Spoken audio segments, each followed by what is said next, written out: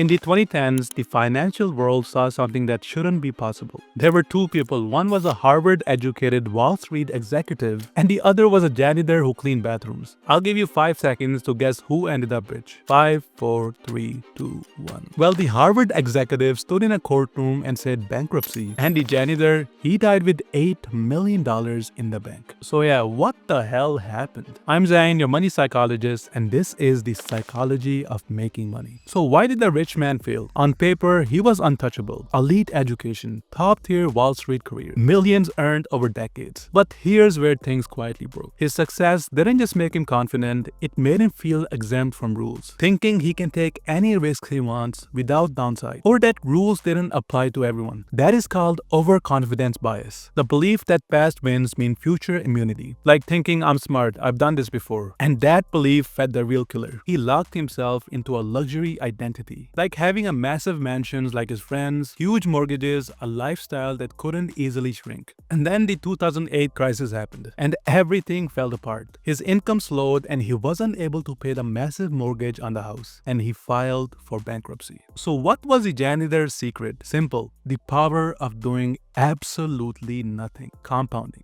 Reed bought high-quality blue-chip stocks, which are large, well-established companies with a history of reliable performance. For decades, he didn't check the news, he didn't listen to expert predictions, and he allowed time to do 99% of the work. But most importantly, he had the absence of ego. He didn't care what people thought of him. He didn't upgrade to signal success, and he did not spend to feel validated. Psychology calls this spotlight effect, the belief that everyone is watching us when they're not, because everyone is too busy worrying about their own spotlight. Since he had no image to protect, he had no lifestyle to fund. Every dollar stayed in the wealth-building machine, while others spent money to feel rich. But Reed, he let money quietly become rich. So the lesson for all of us is that we don't need to live in the extreme ends of either of these people. We just need to borrow their best parts. So I'm gonna give you a list of things I would steal from each one of them and things I would not steal from them. From Richard, the Harvard executive, I would steal ambition, thinking bigger, the willingness to aim beyond safe and normal, and believing that you are allowed to build something bigger than your current life. And the things I would not take from him are: number 1, status spending, buying to impress, not to improve your life. Number 2, leverage with no exit plan. This is when you go in debt with no clear runaway, no emergency cash, no backup income, and no plan if the market drops. And number 3, overconfidence bias, letting past wins blind me to future risks. And from Ronald Reed, I would steal number 1, boring consistency, doing the same smart things even when it feels unimpressive. Number 2, patience for compounding, the cheat code to success. Time, letting time turn small decisions into massive outcomes. And finally, number 3, ego immunity, not needing to impress people or make expensive decisions for emotional reasons. Ego immunity will protect you from lifestyle inflation, bad debt, and dumb decisions. But there are also things I would reject from him, which are: number 1, playing too small forever. There's a difference between being disciplined and being scared. Some people use being responsible as a cover to never take a real shot, never starting a business, never asking for a raise, or never investing in skills. Number 2, never upgrading anything. Money should improve your life, the tools, education, your environment. Finally, number 3, under-experiencing life. He had $8 million